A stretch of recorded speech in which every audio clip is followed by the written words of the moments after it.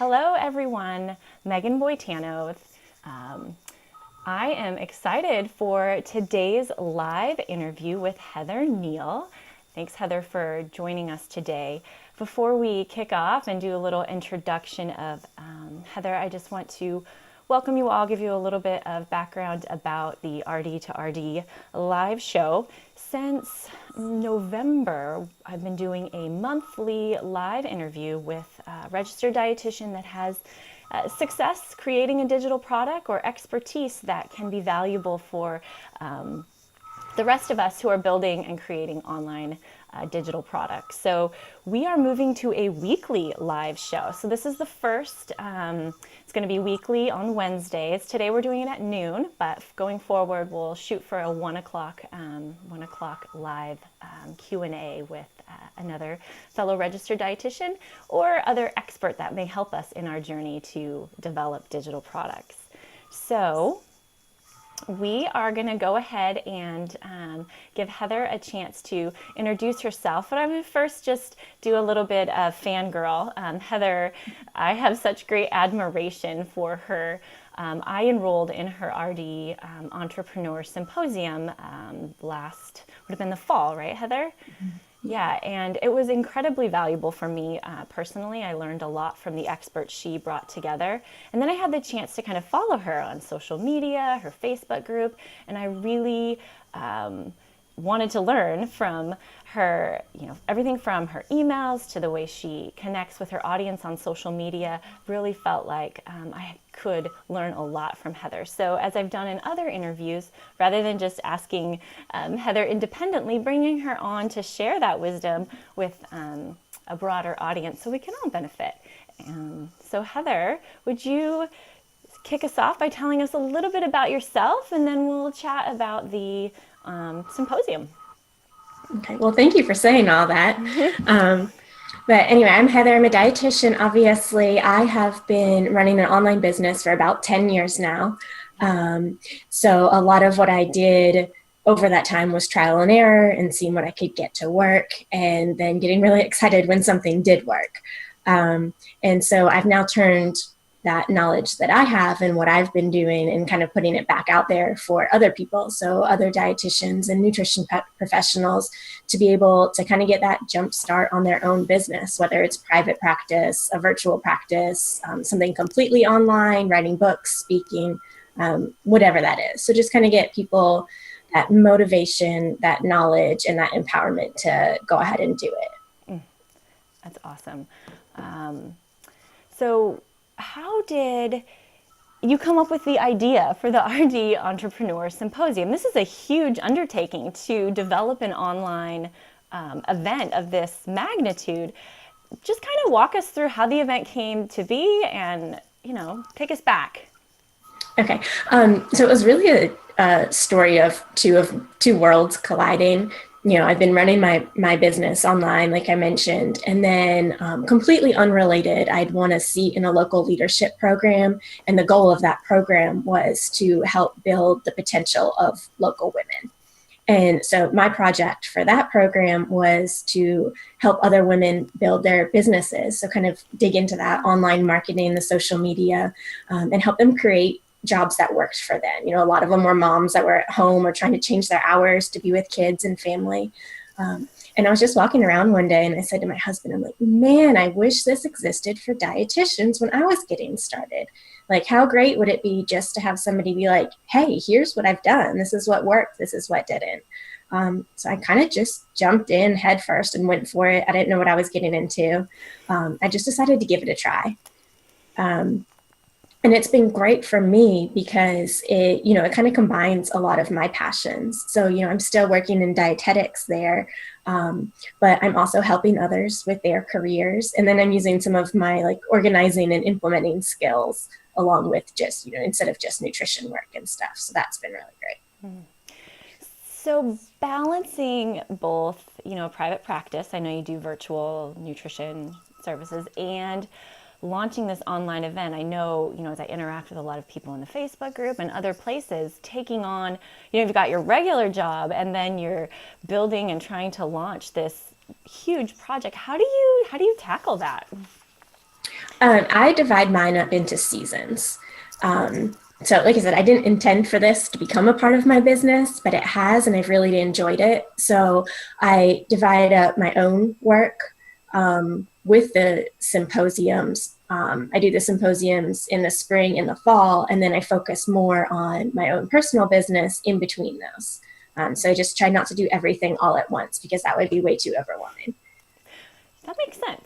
And one thing that I admire about you is how organized that you are. I know as dietitians we tend to be highly organized. I'm not quite as organized, so I aspire to change my business into seasons. That's actually a great tip.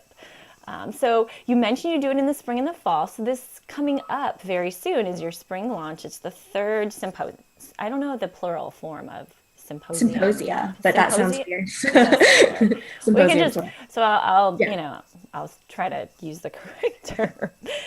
But I'm sure you've learned a lot. I think anytime you're doing something for the first time, you might fumble around, make a few mistakes. So what have you really learned since the first one, and kind of some major aha moments? And what would you want to tell someone who's kind of embarking on creating, because it's kind of it's a course format, but maybe tell us a little bit more. I would say probably my biggest lesson learned is that the pre-launch and the marketing by far takes more time and more effort and more planning than the actual creation. So, if you're doing a course, you can relate it to a course. Creating the content is one thing, but doing all of the awareness and behind the scenes and all of that takes a lot more than you would think. What would you estimate it at? Like, what would you say the amount of time you spend like on the marketing versus the creation? Oh, probably if I include like the marketing and like the tech kind of stuff, I would say 75% of that, whereas 25% is, the organizing, putting it together, working with speakers and stuff like that. Oh, yeah. Wow. Mm-hmm. I've heard, for other things like the 80-20, you should be spending, 80% of your time marketing, whatever it's content. And, I think we tend to think, I made the course, people are just going to show up and purchase whatever product we created, by really planning in that, that launch and planning part. That's mm-hmm. huge. Any other aha moments you've had from the first, now that you're getting ready for the third? Let's see, I would say that, and I'll talk about this later too, but the technology stuff, that it's a much bigger undertaking than I would have imagined. And kind of along the same lines is that no matter how much you plan and how well you plan everything, something's going to go wrong. And you just have to roll with it. I can imagine this. I've had my fair share of, technology challenges, and you kind of, you freak out for 10 seconds, you take a deep breath, and you're like, okay, well, we're going to navigate this. And there is a solution, but just kind of collecting your wits and taking a deep breath and unraveling it and moving on. So that's really... And I would say, and not just with this, but I do online courses for my own business too. And just letting people know that you're a person behind the scenes, especially when it's online and you're not interacting one-to-one, letting them know you're a real person. They understand. You say, hey, this didn't work, bear with me. And, it's not really a big deal, and it makes you seem a little bit more relatable and more human too.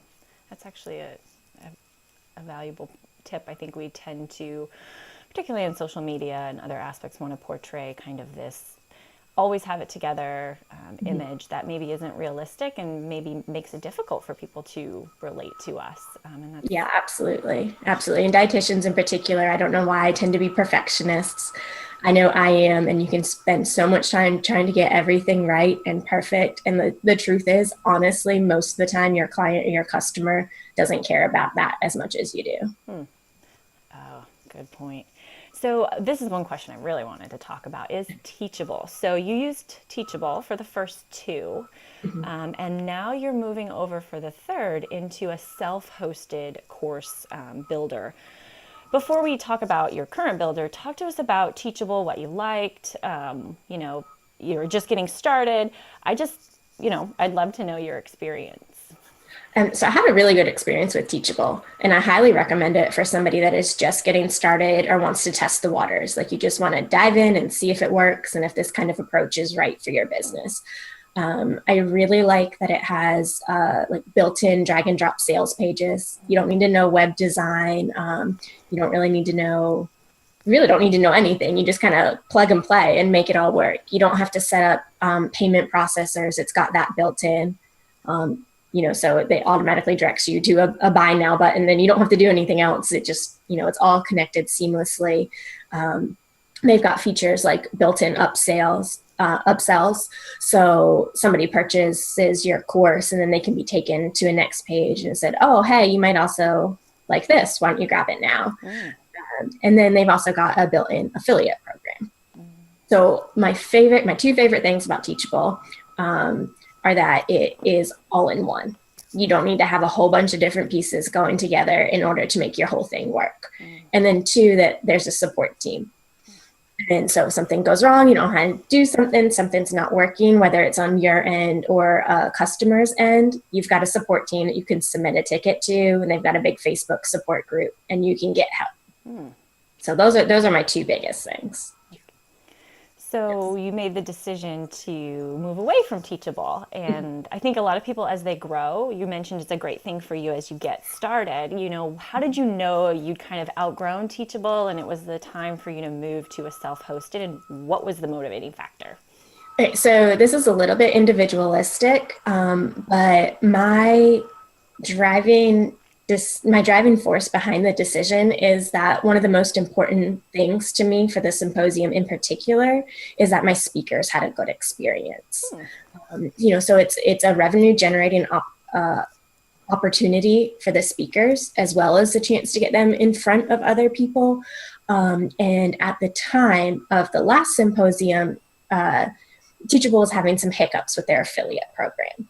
So things weren't quite tracking right. It wasn't quite doing what we needed it to do. And it was fine, but I was looking for something that was more robust so that we could really make it a great experience for the speakers that were involved. So I decided that I was going to try self-hosting with that driving force really being the affiliate program. So it didn't have a lot to do with the delivery of the materials or anything like that. But that was a really important piece to me, so I thought it would be worth it. But since I made that decision, Teachable has actually gone and made some changes to their affiliate program. I got to be part of the feedback for that, which was really great. And they've made some of those changes. So some of these things that I was looking for in a change now do exist in Teachable. So I still do recommend it, and it's a good platform. But I figured I'd already started diving in. I got the different materials to do it, and we'll see how it goes. So fingers crossed it goes well. Yeah, I think there's a lot of these service, whether you're selling a digital download or selling a course, there's a lot of options where Teachable puts everything you need together in one place to make it more simple for you. And oftentimes there's a cost associated with those. And sometimes we think, well, I can do it myself for less. And I think when you get into the actual technology part of it, and then you have to start buying all of these other tools, unless it's kind of your core business, and the time that it's going to take versus the convenience of, the customer support and everything you need to just kind of get up and running. So it's really, how did you handle, so on your website, now you're managing the affiliate program, you've got to do your own payment processing. What's been kind of the most unexpected, I guess, as you've made the transition to hosting your own? I wouldn't say unexpected, but definitely underestimated the time that it takes to learn each of those programs. So you're learning each of them, learning how to implement them, learning how to get them to work together, learning to make them work for what I want them to do, and just kind of fitting all of the pieces together. So even if you're thinking, okay, you need a course platform, you need a website, you need an affiliate program, well, even just within that affiliate program, well, you also need multiple other things. So it's not like one plugin or one program for the affiliate program. That in itself is just, I think I'm at about 8 different things just to make that work. So it's when you look at each piece, it's not that big of an undertaking, but then getting it all put together and getting everything talking to each other and making that seamless. I've definitely spent a lot of time there that I probably could be doing something a little bit more productive with. But I like giving it a try to see how it's going to work, to see if it'll make a better experience for everybody. But also so that I can then use that knowledge to help other people that want to make different decisions that aren't things like Teachable and Thinkific. So I've really gotten some good experience on that side. We do have a question about Teachable, so I'm going to go ahead and ask that. Amanda wants to know if Teachable allows you to have a live forum where's everything recorded. I think, can you host a live webinar? Kind of, is it all pre-recorded? Does it have that capability? I'm not sure exactly. You might be able to post a link to it. I do know there is a forum option when it comes more to like conversations. I don't know about live. I think maybe there is a way to kind of link it to is it Google Hangouts that has done some live stuff before? So I think there's some workarounds to do that, but honestly, I've never tried. Yeah, I think I've heard of other people creating like the closed Facebook groups associated with the course and then going live and only letting course purchasers into you have a Facebook group. Is it closed to only course purchasers, or how have you added that component onto your course? I'm sorry, I'm going off script here. Well, originally it was just, and it still is, I have a closed group for the attendees of that particular symposium. So it's a place to further the conversation with the speakers and ask questions. And people are familiar with Facebook, so I like that better than kind of keeping that on Teachable. And I've recently opened up one of my groups to everybody, which is something I should have done from the very beginning. I was just worried about adding to that, social media white noise kind of thing. But there needed to be a place where all of a sudden, I didn't want to have 5 or 10 different ongoing groups like way down the road of like all different things. So I just opened that up. So just one main group. So, we're going to kind of segue a little bit into marketing, because I see a couple questions coming up about what's the most effective way to market your course.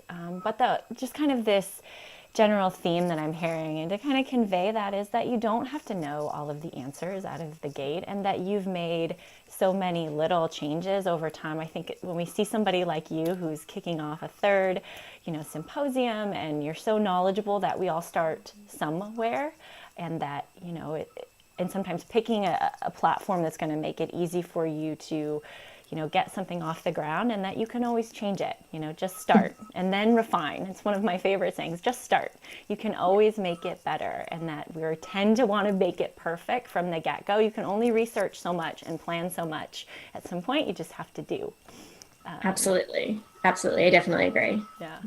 So let's talk about your marketing approach. And first, how you use social media, and how do you really plan your content? Just start peeling the first couple layers of the onion as far as your marketing plan, because I know it's huge. Okay. Well, the biggest lesson I've learned over the years when it comes to marketing is that people really do need to hear what you have to offer over and over and over again. They're not going to see it one time and be like, yes, that's my program, I'm signing up right now. I mean, sometimes, but in general, we're talking about, the mass audience is they need to keep seeing it. They need to warm up to it. They need to get comfortable with you. They need to, kind of have it in the back of their brain, and sit on it and think on it. And then eventually they'll see an offer or something and be like, yeah, I'm ready. Let's do this. So really, when I think of marketing, I want to keep showing up for people, but I don't want to be in your face, buy all the time. So I think about different actions and different things that I want people to take. So for social media, for instance, I think about different categories. So what else is there that you can share with people besides, hey, sign up for my services or book an appointment with me? So some of the things that I do, and I do them both for both of my businesses, like a tip or a resource, a testimonial. For the symposium, I can do quotes from speakers, like behind the scenes things, even something just like funny, inspirational. So just that they're seeing content from you, but it's not expecting anything of them. And then I also think of other actions I want people to take. So it's not just that I want them to enroll in a program or book an appointment. It's, do I want them to join my Facebook group? Do I want them to join my email list? Do I just want them to like make a comment or engage somehow? So those are all different things I keep in the back of my head with each post, no matter where that platform is. Mm-hmm. The action, kind of what action you want them to take, then you're kind of building out kind of the content that's really helping to drive that action to engagement or signing up. Yes. So we talk about social media, and I think sometimes we're on this content creation, putting so much out there, but the whole idea, putting things out on social media is it's bringing inbound traffic into our website, into our email list. How do you're attracting your ideal audience. How do you bring them into your email list? How does that process work? And then talk us through what happens next. Because you just mentioned this takes multiple, exposures to your product before they're going to say, yes, I'm going to shell out the money for your product. So help us understand your, like funnel. How do you attract, and then what do you do once you want them on your email list, and then what happens next? Okay, well, I have a variety of ways that I invite people to my email list. I mean, and sometimes it's as simple as saying like, hey, sign up. Like, do you want to know about this? And I think we overlook that sometimes because we focus on all these different strategies of getting people on your list. But sometimes all it takes is an invitation. But if we do want to dive into strategies, like using things like opt-ins and content upgrades, so you've probably heard about this, but just in case, it's something of value that you're giving away for free. And it's basically like a teaser, like what can I expect from you? What's your style? What's your language? And it's a way for people to just kind of connect and see if what you're offering it might be for them. So just like a little teaser. So I'll be 100% honest, even though I've been doing online programs and running an online business for years, and I know like the formula or the process, I didn't do it for the symposium the first time. I wasn't planning for it to be a business. I wasn't trying to make it this, thing. I just wanted to put it out there. So I didn't do all of the standard list building stuff. I maybe had an opt-in the week before. I don't know if I promoted it. So just want to know, like, you don't have to follow these specific formulas. You can do what feels right for you, and that not everything is one size fits all. But I am, now that I have time to plan more in advance for them, I am moving more towards that. And so for an example, my main opt-in right now is 11 actions you can take to grow your nutrition business. So it's just these 11 tips, like a little mini worksheet of things that you can think about that maybe can bring your business some more revenue or increase its size. So they get that opt-in, and it leads them to a little welcome series in my email.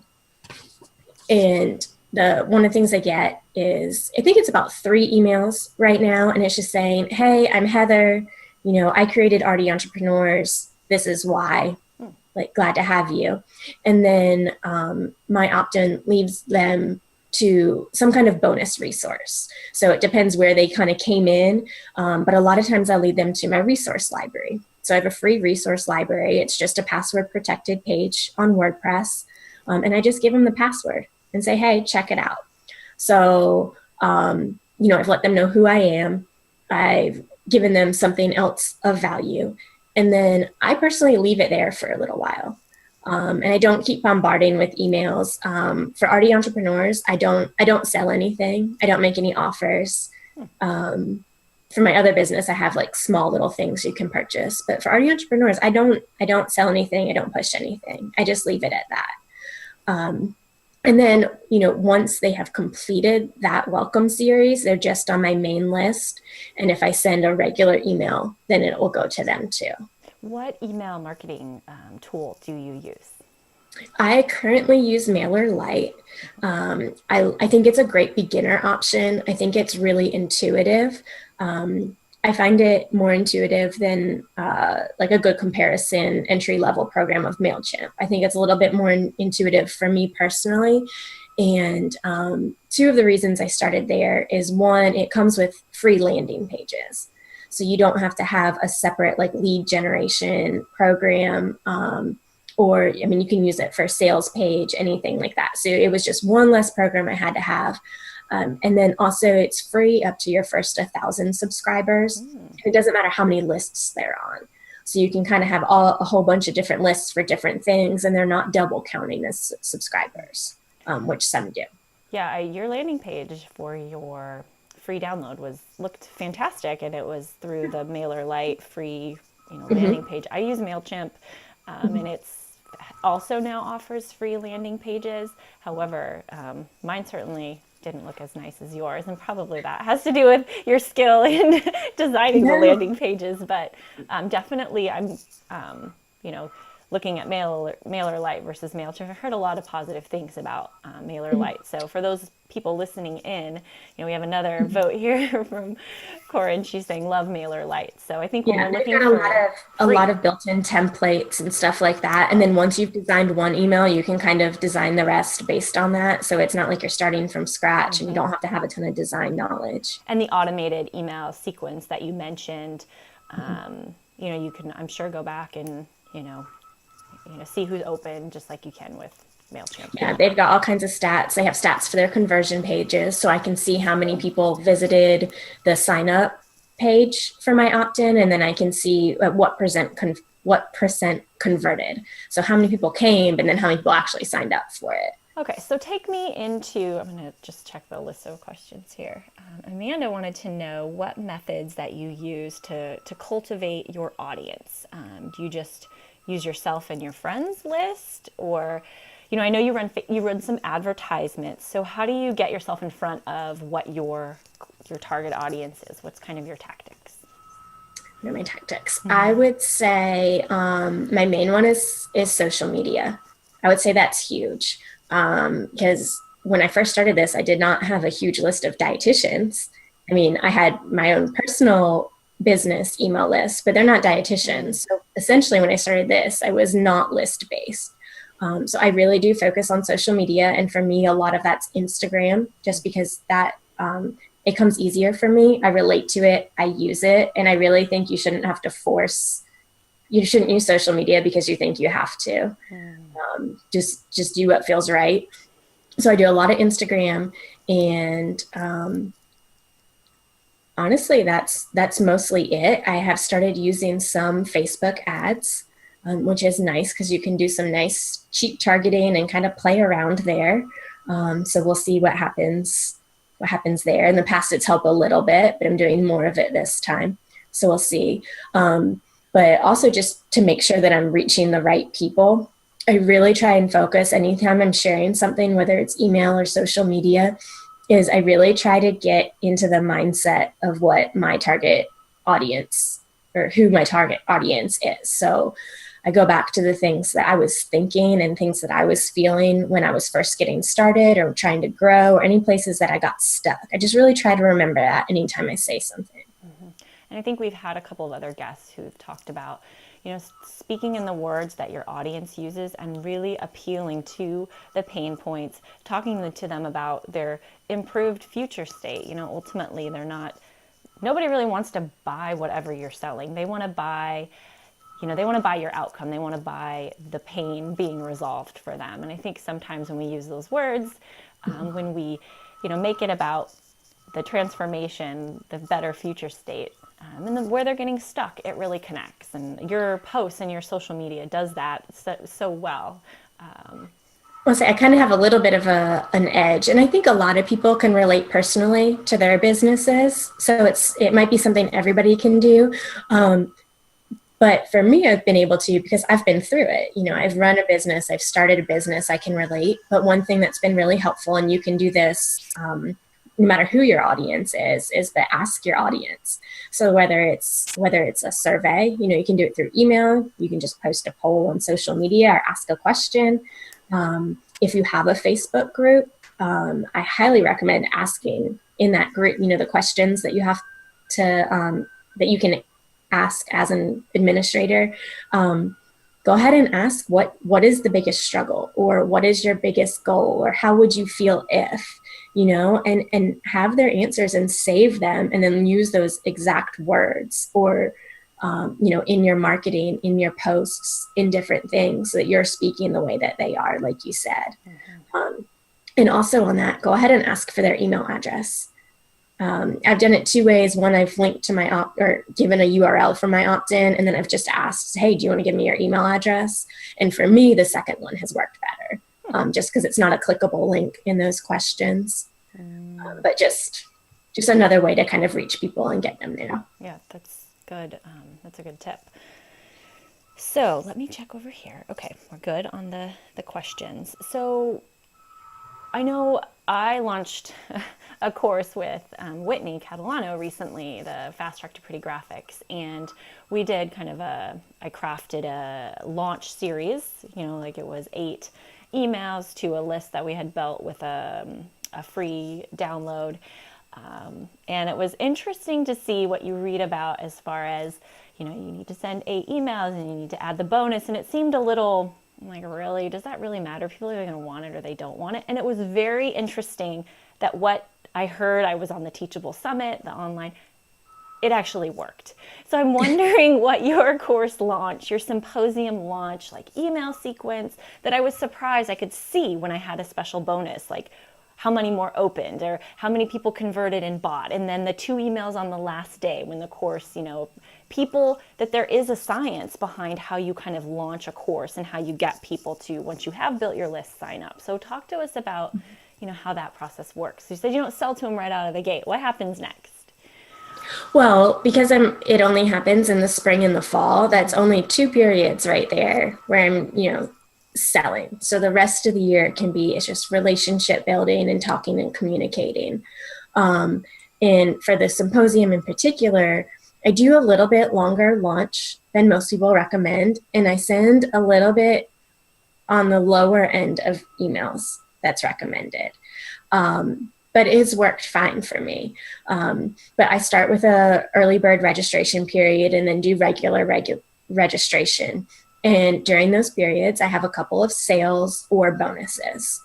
And like you said, you can look back in analytics, and honestly, I don't know that it really matters exactly how long your cart is open. You don't want it to be forever because people will just move on.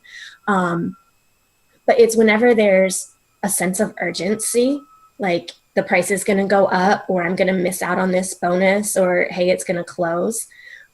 Anytime there's urgency or a discount or something of that nature, that's when sales bump up. That sense of, that we are a fear of missing out, right? We don't want to miss out on a special bonus. And it's the psychology, I think, read some on the persuasion, right? That we are, Absolutely. Regardless, the way I've done on RD to RD is that each product, I can subscribe everybody who downloads, whether it's a free item or a paid item, to a unique email list. So instead of bombarding, the entire RD to RD subscriber list with, a giant launch series, but if you've downloaded a free checklist on graphic design, and there's a course launching, that, we're going to go ahead and proceed with the launch sequence for that specific group. And maybe at first sending out, before I'm going to go through that launch series, send a notice out to the entire list like, hey, here's a freebie. And whoever picks that up then bumps into kind of another list that's going to get kind of a launch sequence. And something I'll do beforehand is say, hey, if you're not interested in what I'm about to sell right now, just click here, and it takes them to something, or automatically tags them, and it takes them out of that launch series.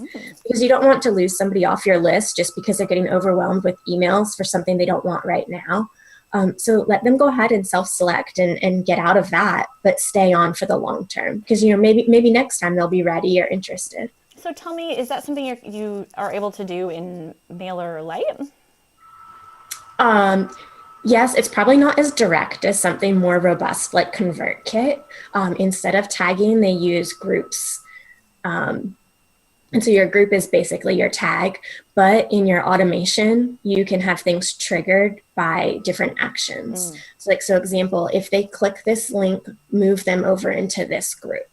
So I could create a page on my site that's for people that are not interested. They don't want to do the symposium this year, but they do want some of the tips and resources that I send, or maybe they just want to be a part of the community. So in Mailerlite, if they click that link in an email, I can have them move over into just a main list or a subset group. And then when I send my launch emails, I can say, hey, send to my list, but don't send to this group.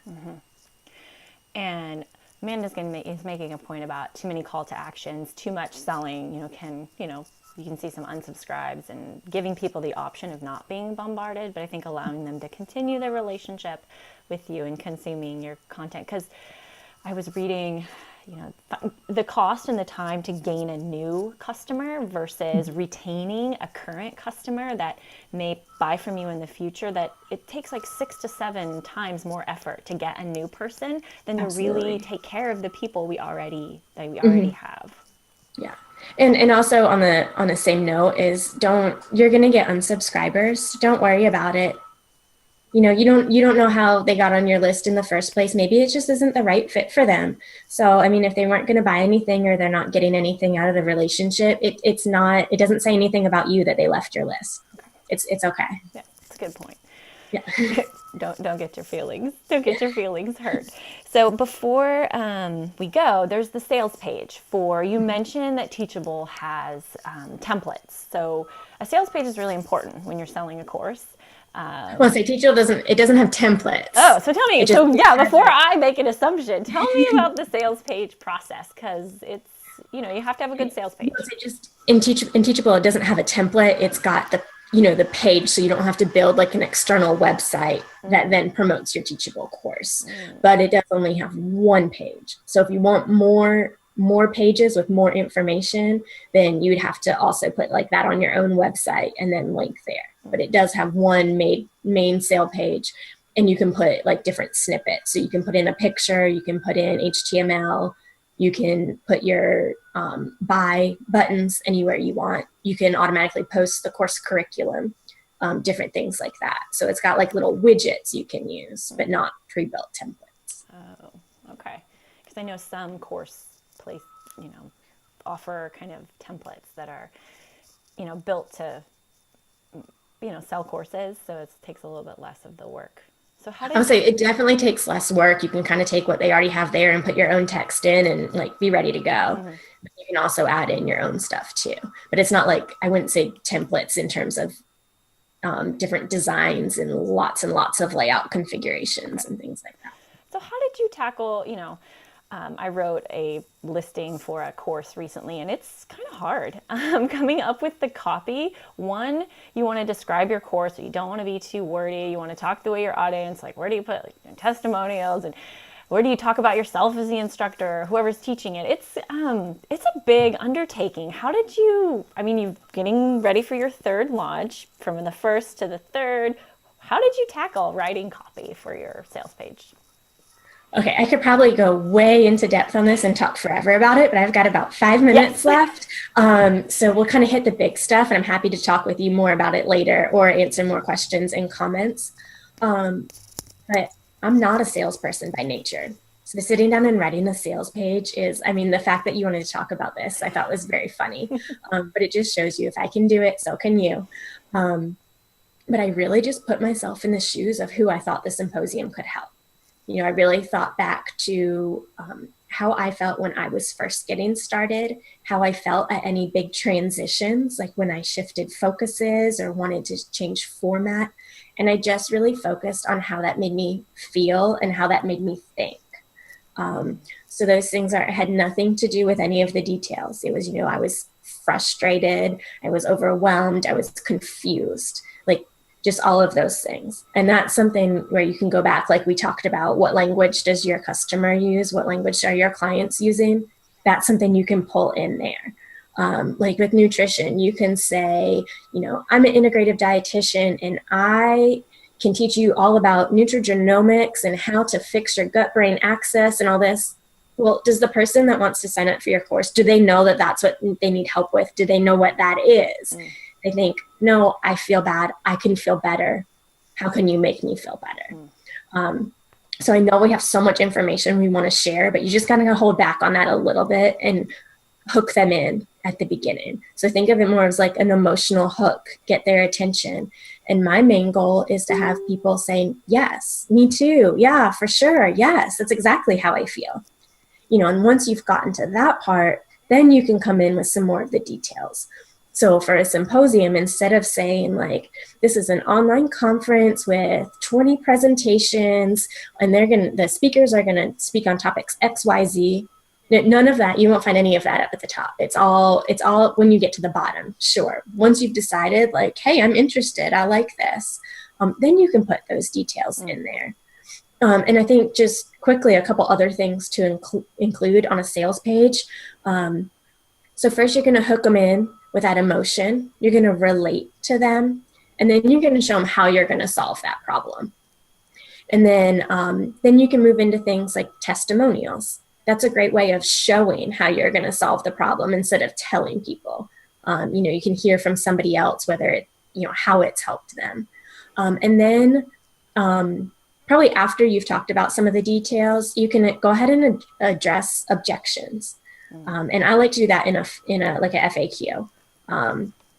So you can cover some more details there, or you can, address things like people are gonna be like, well, I can't afford this, or I don't have time for this, or, go ahead and put that in there.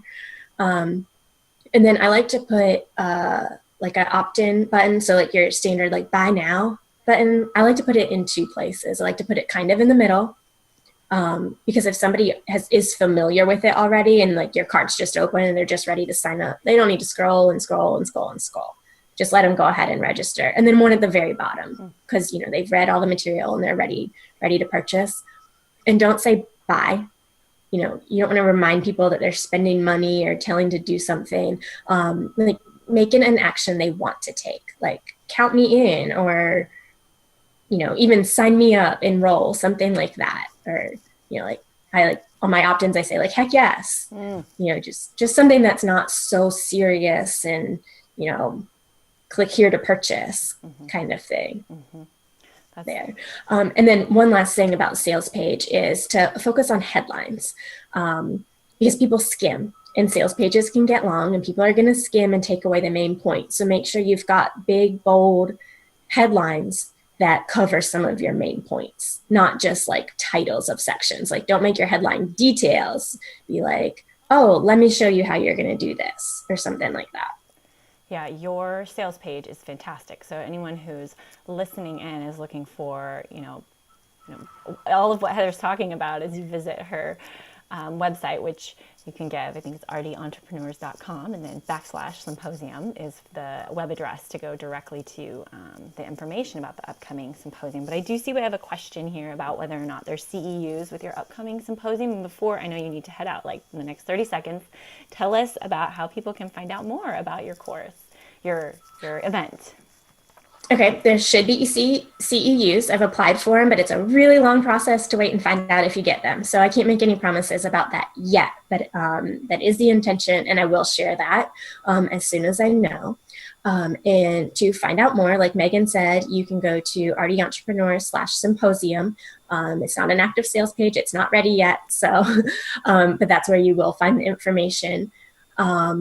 You can find me, our Facebook group is, you can search RD Entrepreneurs. There's a theme here, just look for that anywhere. And you can directly join the list that will have updates, like when I do know CEUs, speakers, topics, and everything like that. You can go to bit.ly/R list. And then I'll be announcing the speakers and the topics in the next week or so. And you can see some kind of sneak peeks between now and then on Instagram. I'll try and do some teasers and stuff in stories. And again, it's RD Entrepreneurs. Awesome. Well, thank you for being so generous with your time today and sharing. I'm sure we'll get a number of questions in chat and that encourage people to, join your group, ask questions. You've learned a lot over the last many years doing this, and there's no reason to recreate the wheel. That's part of why I'm building the RD to RD community, as well as, as I grow, you mentioned about list building. You didn't start out with a list. And I think, as the RD to RD list grows, that, making it easier for us if you want to create content and get it out in front of registered dietitians, that there's a need for our knowledge. What you're building, and the RD Entrepreneur Symposium personally helped me a great deal. I registered and enjoyed your content very much. So thank you for putting the event together and bringing to light so much wisdom that the presenters brought. It was a great event. So I'm excited that you're doing it again.